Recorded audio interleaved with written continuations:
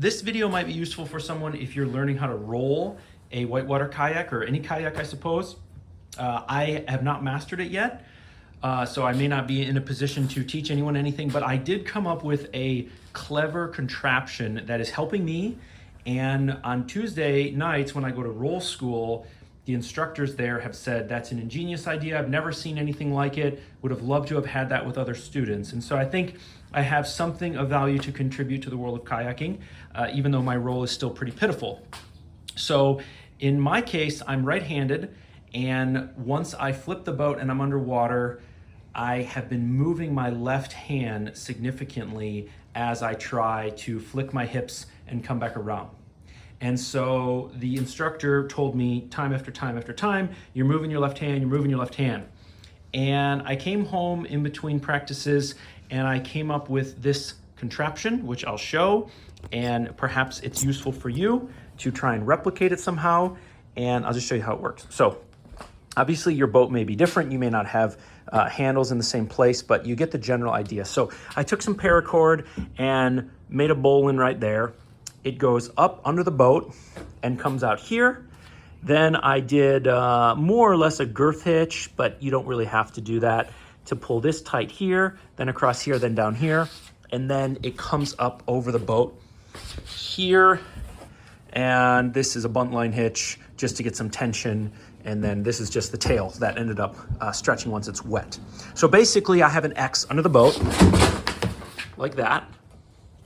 And I did that so that I could have rope in a relatively fixed, non-movable position where I wanted my left hand. Now I would recommend, if you do this, soak your paracord in water and then do it, because paracord stretches once it's wet. And if you do it dry, then as soon as you get in the water, it's going to stretch a little bit. Everything will be flippy and floppy, and you don't necessarily want that. So now I'll bring you in a little closer to the main event. So I took some small cord. Oh, let me get in even closer. So I took some small cord and made a prusik.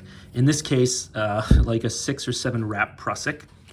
And then I tied it off to this Velcro strap that I have. Now you may not have this exact strap.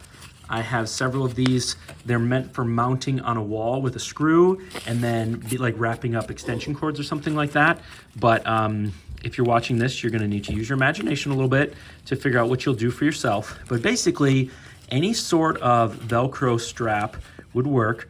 And basically what I did at the pool is I would put my wrist through here and Velcro it in place so that I basically could not move it. And it worked really good. I basically started quite successfully rolling, and it trained my hand so that eventually I can take this contraption off and my hand will hopefully have developed the muscle memory. The nice thing about the prusik is it allows you to move. If you're not familiar with knots, you can Google how to make a prusik, but basically the prusik allows you to move the position of the knot all along the length of here, but then when you tug on it, it stays fixed.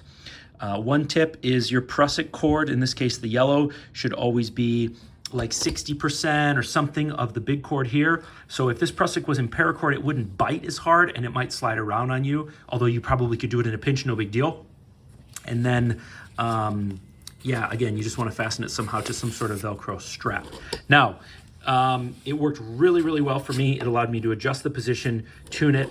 And then the other thing that I did is I started out with this really tight on my wrist so that I like really could not move it at all. And then I began to loosen it up so that I could move a little more and I could even slip out if I wanted to. And eventually, obviously, I'm not going to go down the river with my wrist in this thing. And so you want to be able to teach your body the position, but then also kind of work your way out of that crutch or handicap. And so that's what's nice about having something like this, which is adjustable. I did experiment with bungee type shock cord instead of this. And I just couldn't really find a shock cord that held onto my wrist enough but didn't actually like hurt. I used thin stuff and then it just moved too much, and I used thick stuff and it was just like cutting off the circulation. So this was a compromise for me. But you could use any number of things. And I did do a test to make sure that I could still wet exit with my hand attached to this, and I was in a swimming pool where I could just stand up. So if you did have to wet exit, yes, your hand might be tethered to the left side of your boat, but I don't consider that to be a safety issue, especially if you're at roll school and there's people nearby. So anyway, as I said, I'm no expert on rolling, and there's not much I can offer the kayak community in that regard, but I think I've come up with a clever contraption that might really help you. And according to my instructors at roll school, they said, wow, that's really great. We would have loved to have used that with other students. So I hope that helps you. And if you have any questions, post them below. Other than that, stay safe out there and go work on that roll. All right, take care.